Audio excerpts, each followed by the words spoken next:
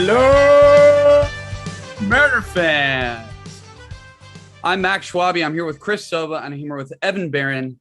And with 1 month left of regular season baseball, I have a question to ask you guys. Ladies and gentlemen, with a 99% playoff chance, third best record in the AL, how are we feeling? How does it feel? This is an entirely new scenario that we find ourselves in. Well, we're 18 games above 500 now, or is it 16? No, it's 18. 18.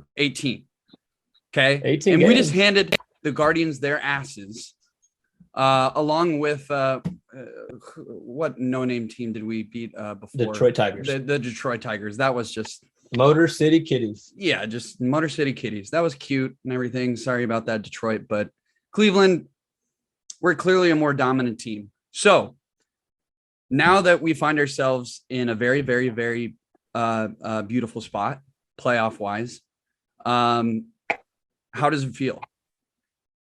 Well, it's rhetorical, I think. Right? I never said it was rhetorical. No? Okay.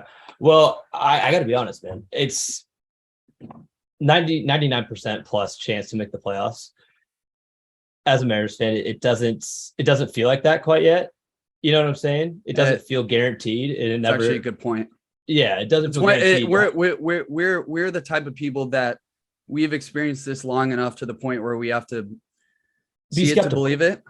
Yeah, we're skeptical about it. We see it to believe it. However, I'm not saying that I'm skeptical about how this is going to happen. I'm not saying I'm skeptical that we're going to make the playoffs. I'm very confident. I'm 99.2% confident that we're going to make the playoffs because that's what FanGraph tells me. Now, I'm 100% confident we're going to make the playoffs. But I guess really before we dive all much into that, I mean, you take a look at this last road trip, another sweep of a road trip.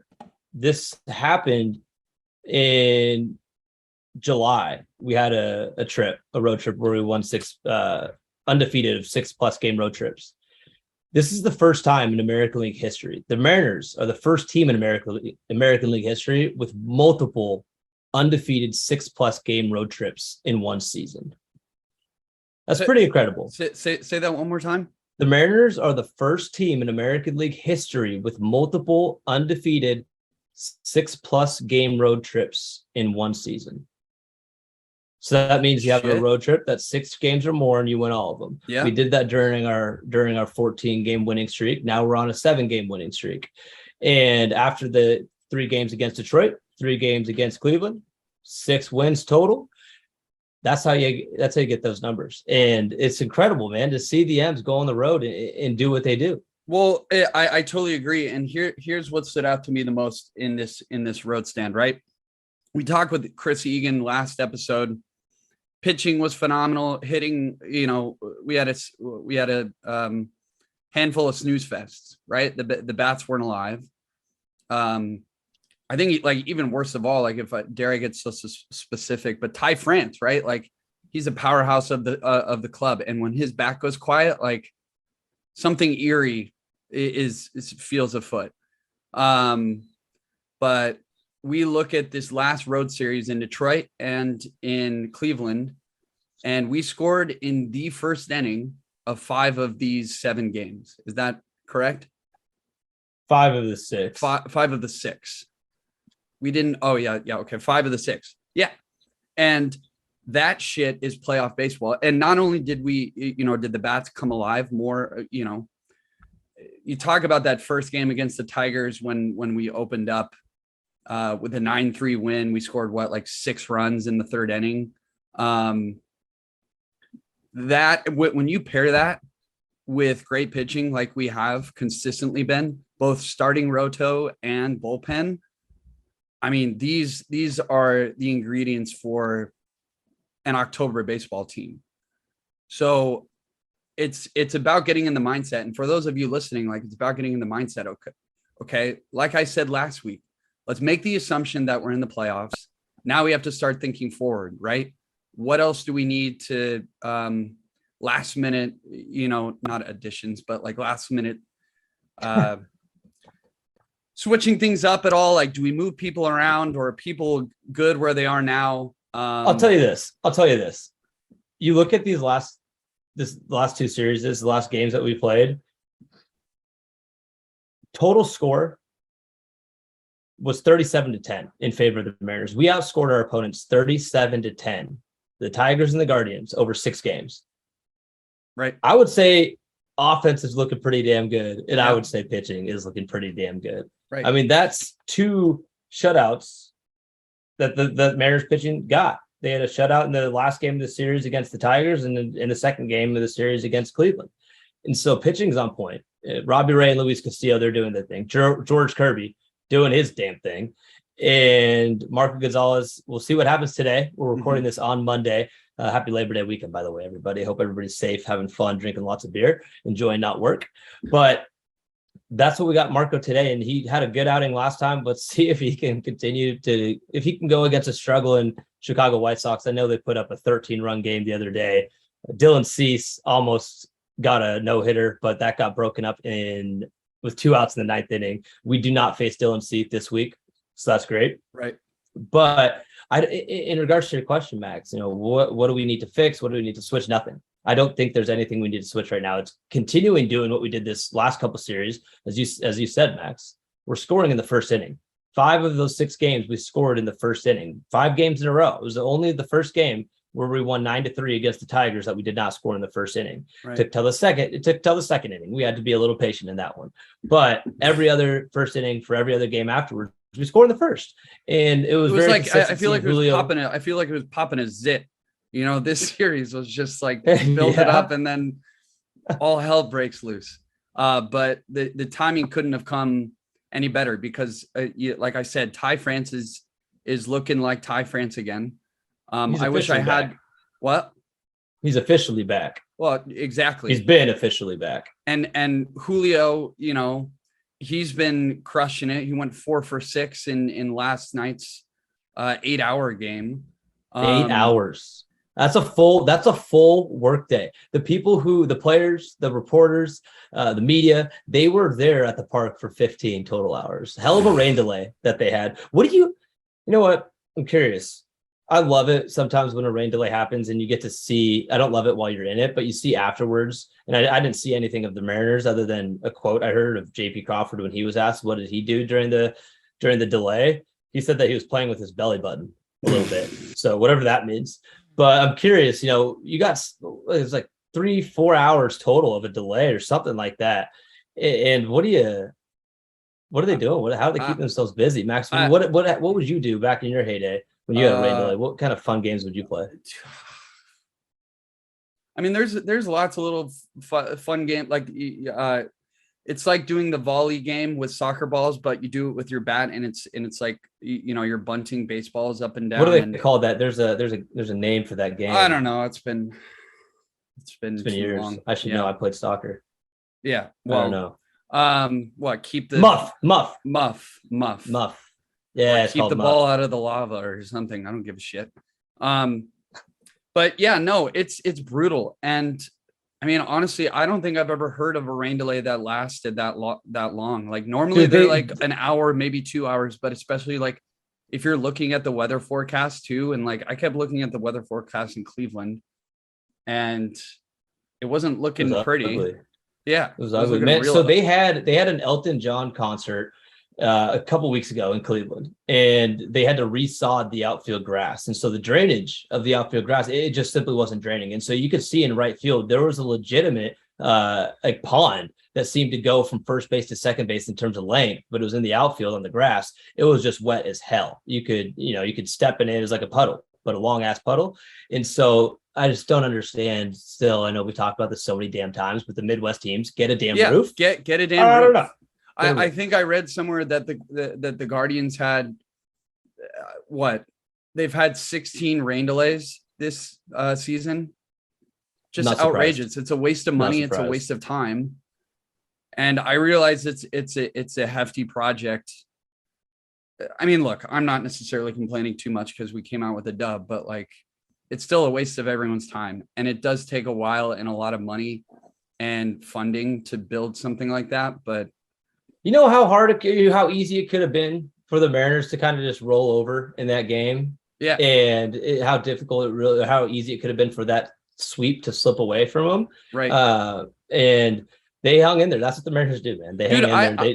It's funny because I almost found myself like as a fan, like not even too concerned. Like for whatever reason, I was like, oh, right? like I was like, I get it if the boys were to roll over. Like I'd be happy with going 5-1 on the road trip, but that's not what Cal Raleigh or Julio had in mind.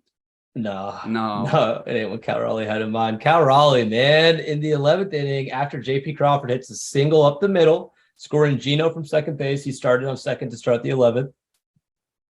And then we got the lead. We're up 1 run. And then Cal Raleigh comes to the plate. Jesus Christ, Beefcake. Jesus Christ, Dumper. The dude is unstoppable right now, man. Who would have thought coming into this year that one of our saviors of the offense, we're thinking it would be Mitch Haniger. We're thinking it'd be Julio Rodriguez, Ty France. Nobody in their mind thought Cal Raleigh would be doing what Cal Raleigh is doing. I mean, 20 plus throwouts at second base and now 22 home runs. He's got a 2020 season for a catcher. Yeah. Incredible. Yeah. Absolutely incredible. I mean, you just don't love seeing anything more. The guy's just coming in clutch. I believe that homer, I could be wrong. I think it was with 2 strikes. Maybe it wasn't. I might be tripping here, but beside the point, he's hitting bombs. He's keeping us in games. He's taking leads in games. I mean, you can't ask much more from your sophomore catcher. He's in his sophomore year right now. That's right. Yep. It's incredible. Yep. And it's incredible. You're right. I consider myself a very impatient person. So when we first brought him up last year and he was hitting like $150 or something. Yeah, he wasn't great. Well, yeah, I mean, I wasn't about it. But then again, there was the overarching sense of urgency from all of us to actually make results. But in the case of Cal Raleigh, I think the future is very bright for the kid, even though I was talking trash on him earlier in the season. But it's only because, I want to see him succeed. It's tough love. I gave Cal Raleigh tough love. Now, the only bugaboo that I have is Marco, but I still think that he can figure it out. I think one of us said last week, he definitely wants this team to succeed. So, as long as he's all in, can't blame him too much, but we know he's all in. But yeah, no, I mean, there's those players on Mariners teams, right, that'll have some of the Mariners fan base's hearts. And no matter how bad they do, there's always going to be that side of fandom that's going to be like, no, I still love that person. I want him to be good, all that shit. Of course, you want your players to be good. You're going to love everybody on your team for the most part. But when Marco's slipping, it's never great, especially with the talent that we have surrounding him. It's like, hey, we need you to step up. We can't have you be the wrinkle in the chain and, throwing off this mojo, throwing off this momentum that Luis Castillo, Logan Gilbert, Robbie Ray, and George Kirby, that they're all bringing in every single time. So we need that for Marco Gonzalez. And he did it last game. Let's see if he can do it again today. I'm excited to see what he does today against the White Sox. I know they've been, like I said earlier, they've been struggling prior to the last couple games. Then they had a 13-run game. That's a lot of runs in one game. There's no question about it. Yep. But there's a couple things that I want to touch on. So let's kind of just recap right now that first series with the Tigers, right? And the first game, the offense broke out and pitching continued its domination. Second inning is when we opened the scoring. Ty France, he in his second at bat so he ended the game with a homer. The Sunday prior, his last at bat was a home run, and then his first at bat in the next game is also a home run on the first pitch, middle away slider. Went to the deepest part of Comerica Park in right center, 438 feet.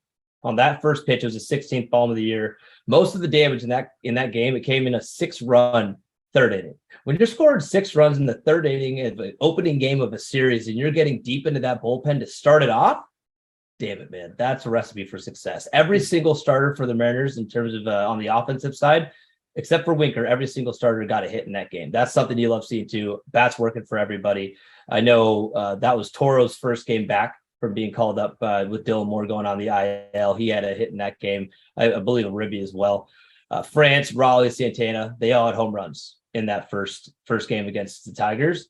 And then George Kirby continued his dominant second half, 5 shutout innings over where he surrendered 2 hits in 1 walk while striking out 5. That was the 18th game in a row where a Mariners starter had pitched at least 5 innings.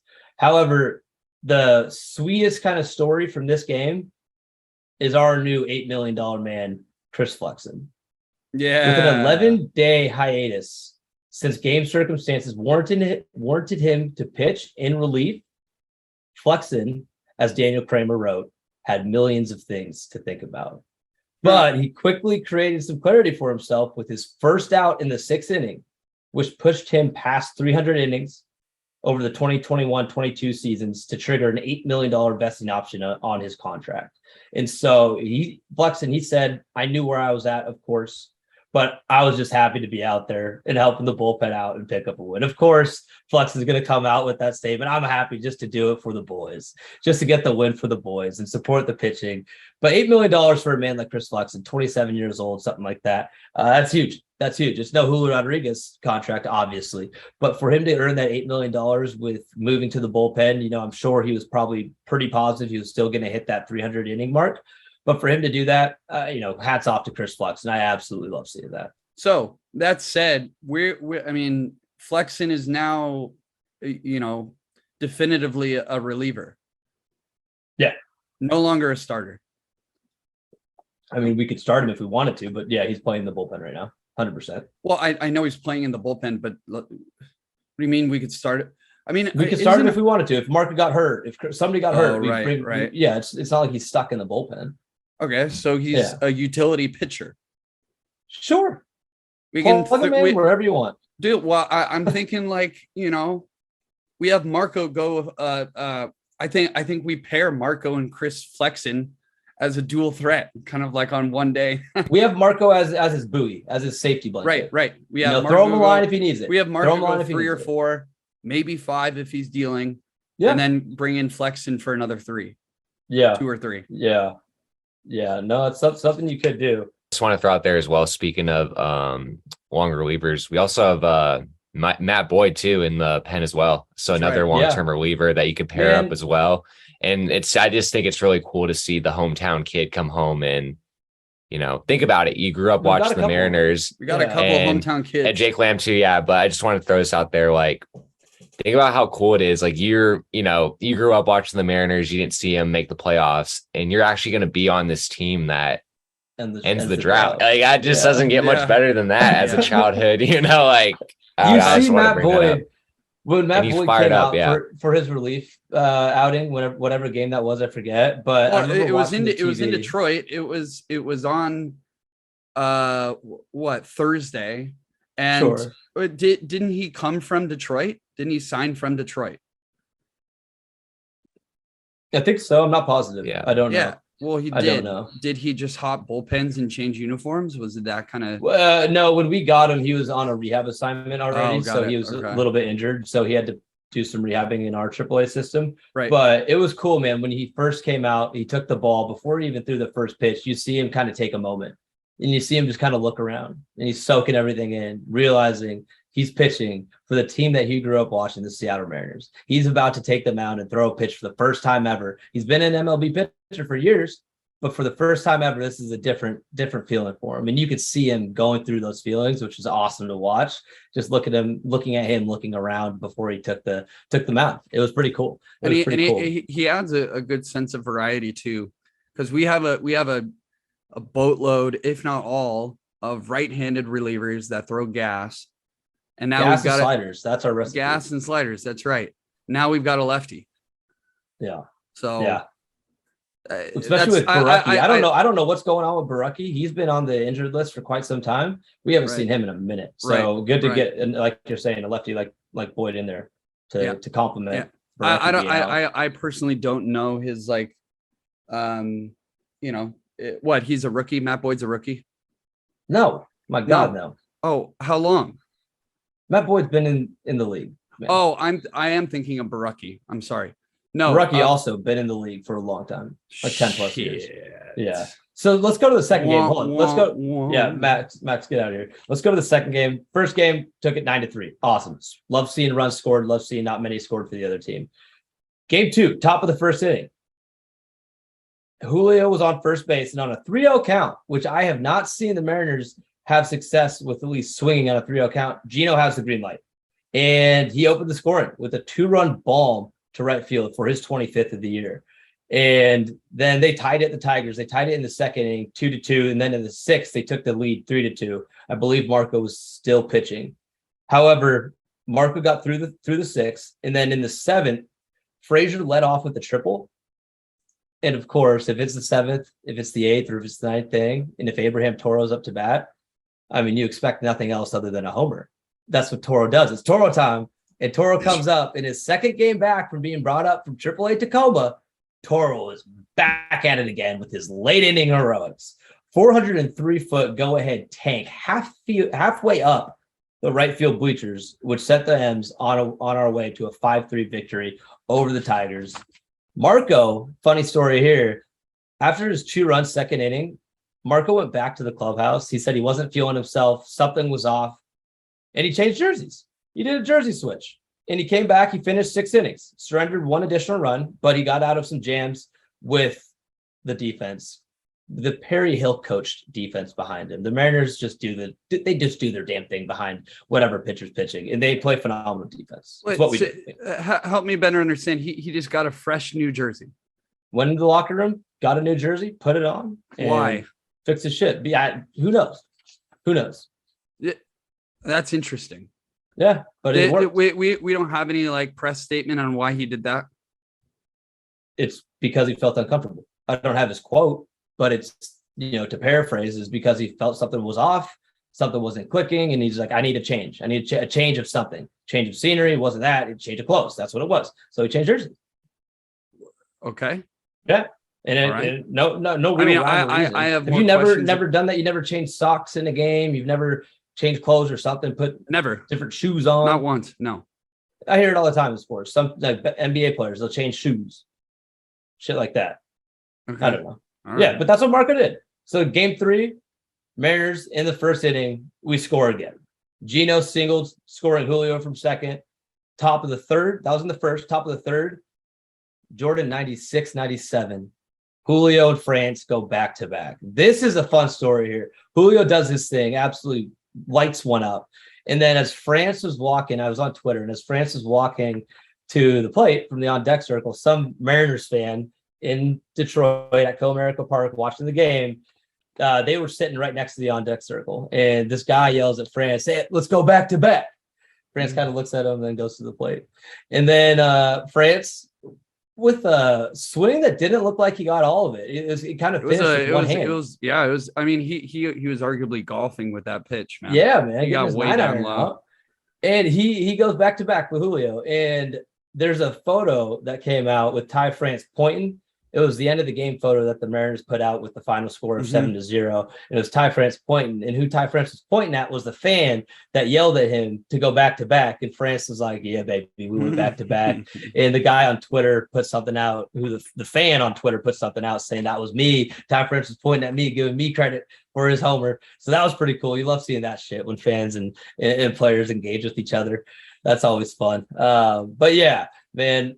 Total offense for the M's, 10 hits. We scored in 4 of the 9 innings, spreading the love. You love seeing multiple innings with multiple runs and not just one big blow-up inning. You want to see that spread out over the course of the game. And so that was awesome. Gilbert was back on track.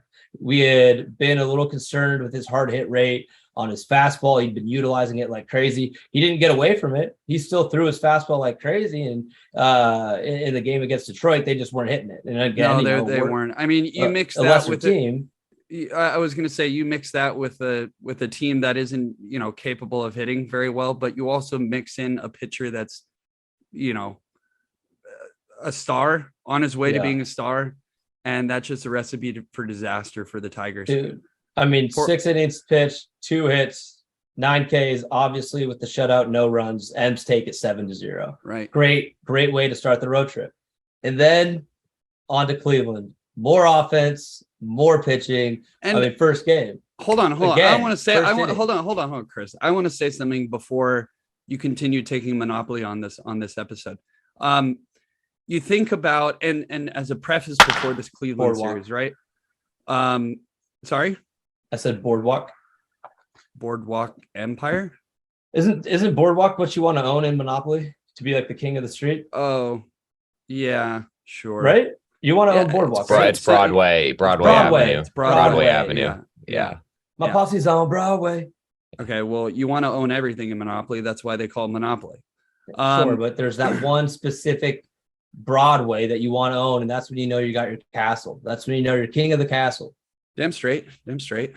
Man, I kind of want to play Monopoly now. So one thing that we note about the Tiger series, right? This is very much one of those series that we've been talking about for months now, right? The ease of our schedule. We saw this coming. We were hoping that we'd get a sweep. We certainly got a sweep.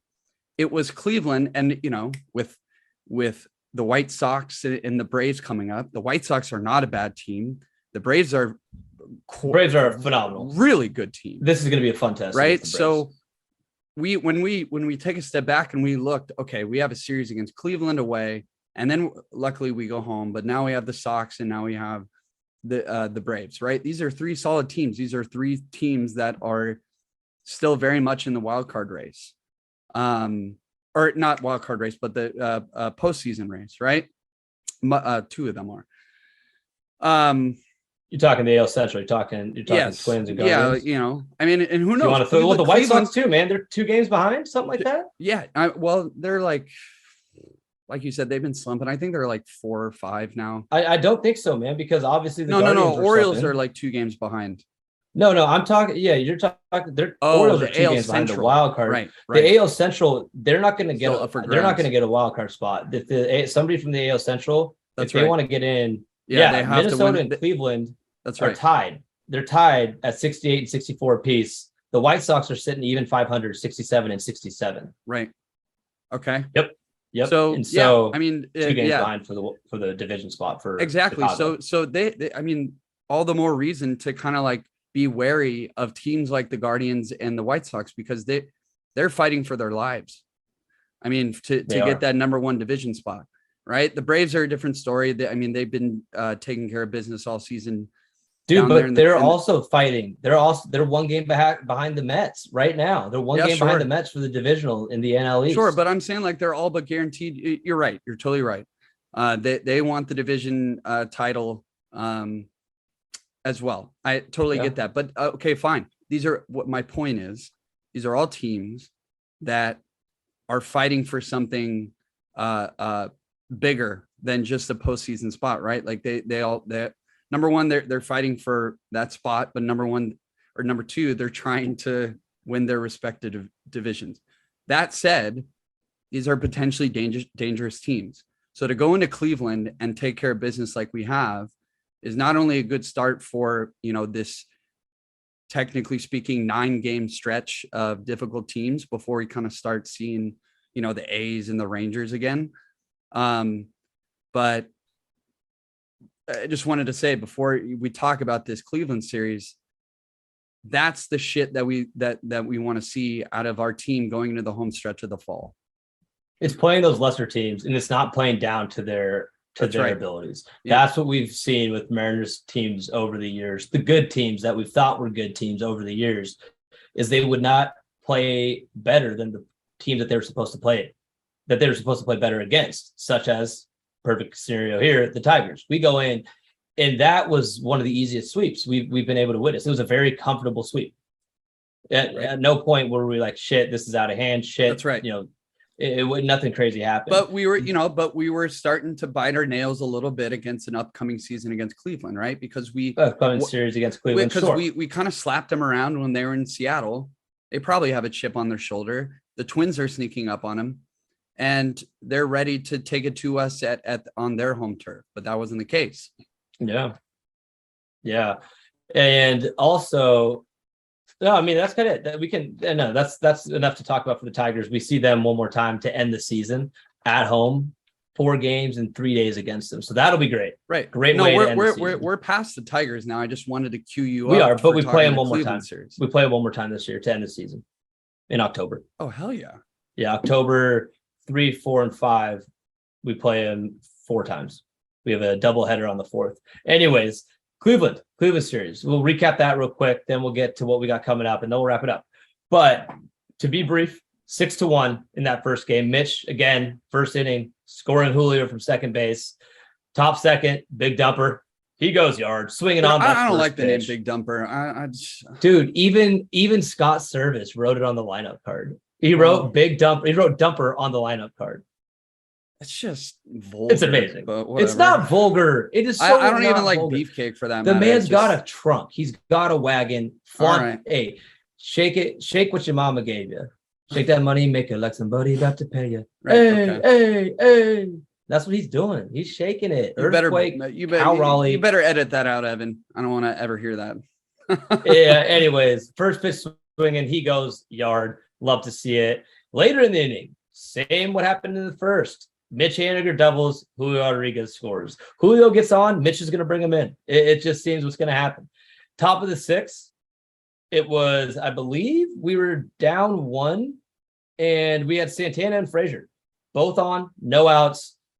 Let's call a dumper again, cranking a 420-foot shot to right center field for a 3-run bomb, wrapping up the Mariners scoring there. And Castillo, he went 6 innings pitched, 5 hits, 0 earned runs, 4 Ks.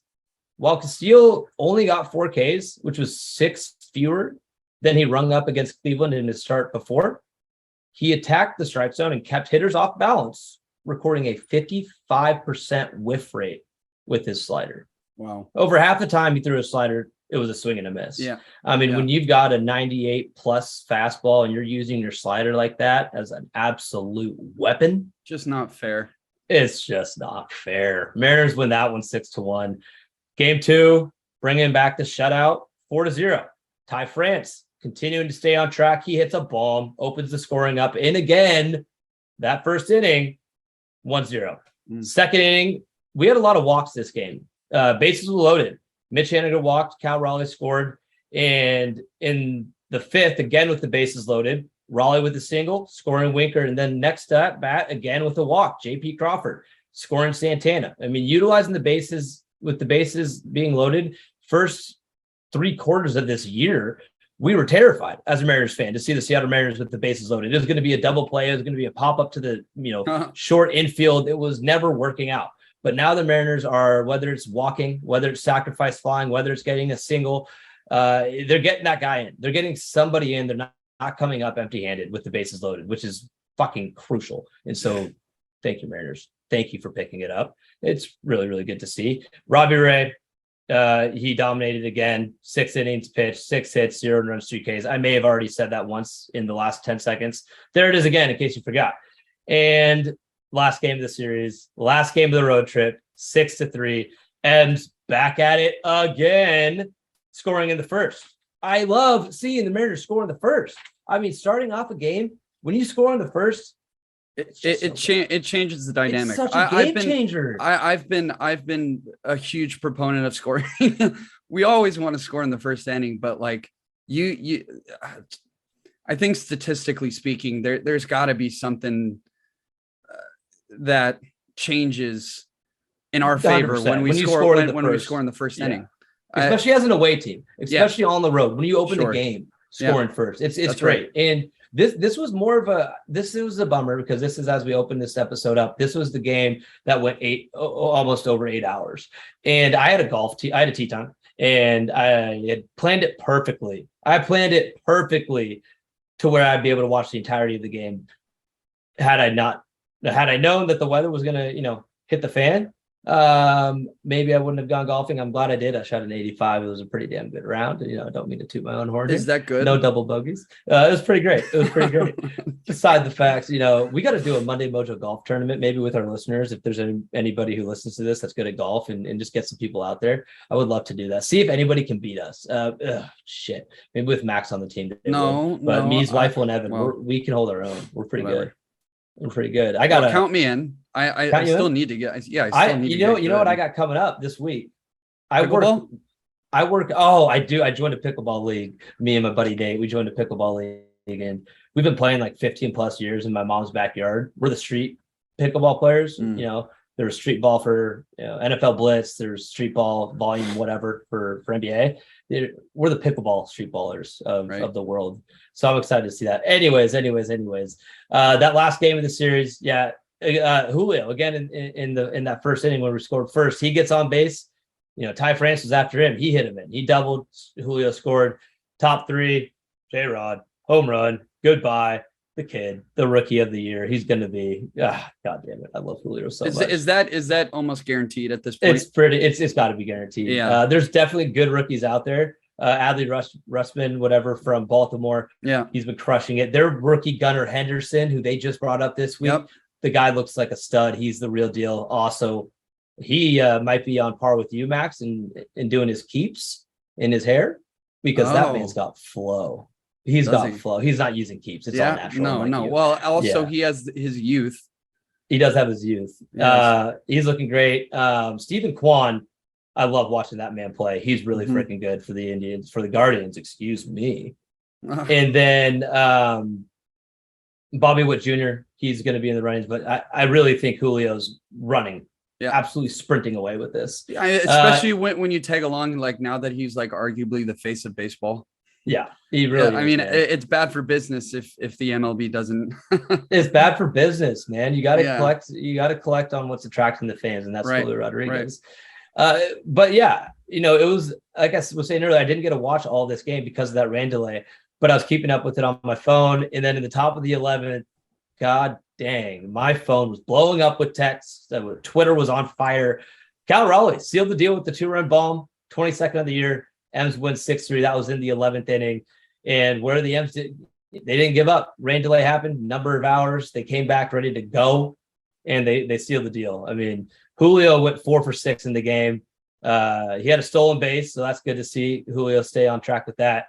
And the M's go, what do I call the title of these game notes? Sweeping through the road trip. They're sleeping through a road trip. You catch your Z's, that's a cute little play on words. It's a cute little play on words. I didn't sign off on it, but sure. Man, nothing goes through you on Monday Mojo. It goes through me and Evan. Yeah. We sign off. We give our okays and no's. But sweeping through the road trip, that's 7 in a row. Okay. Hey. How many times in one season has a team had 2 14 in a row winning streaks? I don't know if that's ever happened. I don't know if it's going to ever happen. I'm just. And here, everyone thought our only shot of breaking our 2001 record was earlier this season. You didn't even count on it happening later in the season. No. And so get this. Shannon Dreher and Larry Stone. This is a stat pulled from these two together. Larry Stone starts off this stat. He says, I had to triple check this. But since falling 10 games under 500 at 29-39 on June 19th, the Mariners are 47-19 over their next 66 games. That's a 712 winning percentage over a span of 2.5 months. That percentage maintained over an entire season would result in between 115 and 116 wins. So that's about the percentage we had over 2001. If we didn't have our goddamn... So, hold on. That was Larry Stone's tweet. Shannon Dreher with the quote retweet. Such great numbers from Larry! Exclamation point. You got it, Shannon. Sure was. They sure can't hit. We're not going to get 116. But if the Mariners win each of their remaining series, they will finish no worse than 96 and 66. Their second best record in franchise history. We've got some room to play with. We get a few sweeps in there, depending what happens with the Braves. I forget. We're going to have to run back the tape here on what we predicted at the beginning of the season. Yeah, no kidding. But at one point when we were 10 games under 500 on June 19th, that's right. Our predictions seemed impossible. Yeah, they seemed that they just weren't going to happen. However, how are we here? Because Kevin Garnett, anything is possible. Yeah, I guess it's the year of the optimist, and Chris Silva is thriving. Year of the optimist, man. And another fun stat. This is from Alex Mayer. I've shouted him out millions of times on the show. And if you have Twitter and you're not following Alex Mayer 34. Follow him because he has fun stats. The Mariners have won 46 wins in their Navy uniforms this season. Most wins by any uniform ranking ahead of the Yankees pinstripes at 45 and the Dodgers grays at 44. 46 wins in their Navy uniforms last year with Tyler Anderson. The Mariners seem to be dominating in their teals. It's not Northwest green. It is Field of Teal. Thank you very much. It's not Northwest green. They seem to be on fire with that color. This year, it's the navy blues. So when we're wearing those, shit's looking good for the boys. Shit's looking real good for the boys. Too. Say what? I said I think the boys know that too. Maybe not. I doubt that they know that. I doubt that they'll have an idea of what jersey's better. If someone like Marco Gonzalez is going in and changing and putting on the exact same jersey, like it wasn't the exact same. It was different a little bit. Okay. But anyways. Moving on. Look, we've got 25 games left. We're going up against. We got a great homestand here. It's going to be challenging. I don't predict that we'll go for 2 sweeps, but when you're hot, you know. And when we're on a 7-game winning streak and we're home, and you know we're fighting for that first wild card spot. Dare I say anything is possible? Dare you say it, Kevin Garnett? So let's go for 6 wins this week. We're off on Thursday? No, we're off on. You're right. We are off on Thursday. Yeah, we're off on Thursday. So we have a nice break while we're still at home. We have 3 off days in the next well deserved 2 weeks. Starting today, 3 off days in the next 2 weeks. That's pretty great. And so, this is going to be fun. Fun series against the White Sox. We're back at home. Weird start time today, 3:40 p.m. Pacific time. Odd. It's 1 o'clock right now as we're recording this. So I'm cool with that. Let's go Mariners. And then after that, like Max was saying, this is fun, man. This is the last real big test of the season. The National League, I think, is superior by a long shot to the AL.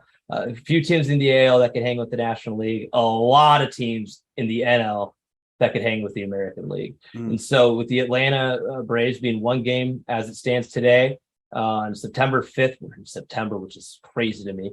On September 5th, they're a game behind the New York Mets. They're going to be coming in town. They're going to be coming in town kicking and screaming. They sure as shit are. I know a buddy that was actually in that movie, Kicking and Screaming. He knows Will Ferrell. So weird little thing that just reminded me of. Nice. Michael Uhara, shout out to you, buddy. Hope you're doing well.